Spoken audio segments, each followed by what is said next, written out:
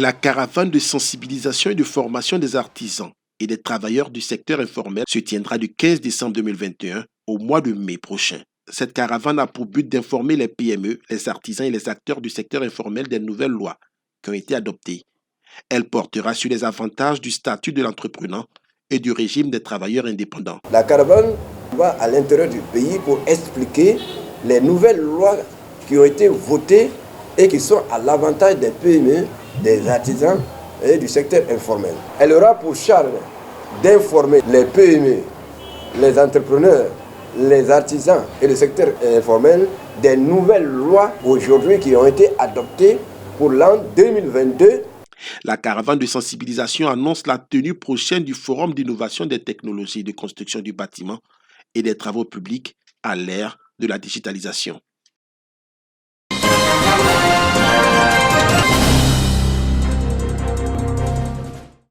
Améliorer les conditions de vie des populations en impactant économiquement les ménages constitue l'une des priorités de l'organisation internationale Save the Children. Dans la sous-préfecture de Binao, département de Tiassalé, grâce à l'appui technique de l'organisation, plusieurs associations villageoises d'épargne ont été créées pour aider surtout les femmes à se prendre en charge. Chère population de Tiassalé et de Bolouville, Save the Children nous a donné un puissant levier pour sortir de la misère. Cette rencontre a permis à ces femmes d'évoquer les difficultés qu'elles rencontrent, entre autres l'accès au financement. Ce projet dans tous les domaines, à savoir santé, nutrition, éducation formelle et non formelle, les soins et soutiens en direction des orphelins et enfants vulnérables. Tous ces domaines, dis-je, ont été pensés avec une logique de mise en œuvre avec la communauté, dans la communauté et pour la communauté. Selon les responsables de Save the Children, cette initiative s'inscrit dans le cadre du projet dénommé Ressources pour l'élimination de la vulnérabilité des enfants. Il s'agit de renforcer la capacité des familles vulnérables pour assurer leur bien-être.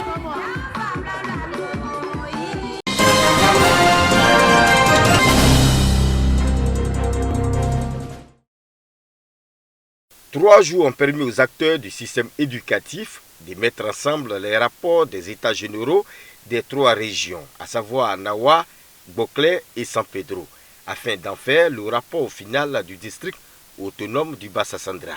C'est d'abord le diagnostic qui m'a marqué parce qu'il a été fait sans complaisance. On a touché du doigt les véritables problèmes et c'est cela qui compte. Avant de parler d'un remède, il faut parler de l'identification réelle du mal. Et là, je crois que le mal a été proprement identifié. Donc, les propositions qui ont été faites aussi ont été judicieuses. C'est vrai, rien n'est parfait, mais quand tout cela viendra se mettre dans le cortège général de toutes les propositions au plan national, vous verrez qu'il y aura de grandes choses qui vont être programmées et faites. Ce livre blanc, une fois pris en compte au niveau national, va constituer une boussole pour le district autonome du Bassa-Sandra. Évidemment, tous les districts attendent aussi ces résultats-là pour leur permettre d'orienter leur politique de développement éducatif. Aujourd'hui, c'est un travail qui a été fait sur 3 jours en relation avec le corps préfectoral qui a été très présent. Après les travaux faits en région, il était pour nous, à notre niveau, de faire une compilation de tous ces travaux, de tous les travaux régionaux, d'en enrichir et puis sortir un document qui est du district. Nous venons de le faire et ceci a été fait de la bonne manière. Ce sont 7 commissions qui ont travaillé sur 7 thèmes retenus pour les états généraux de l'éducation au niveau du district autonome du Bassa-Sandra.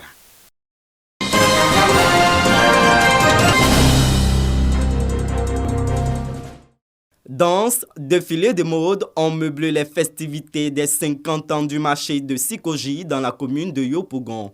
La fête du cinquantenaire de ce marché est le symbole de la cohésion entre les commerçants et commerçantes.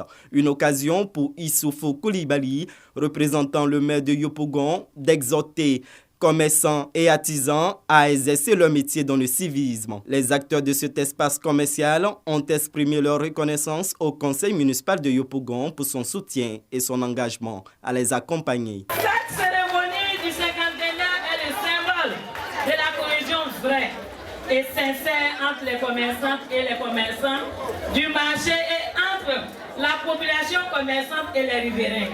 Grâce à leur courage et leur dévouement, ce marché est devenu le plus populaire et fréquenté de Yopougon. Le marché de Sikoji et celui du nouveau quartier font partie des projets de rénovation qui seront mis en œuvre par le conseil municipal de Yopougon en 2022.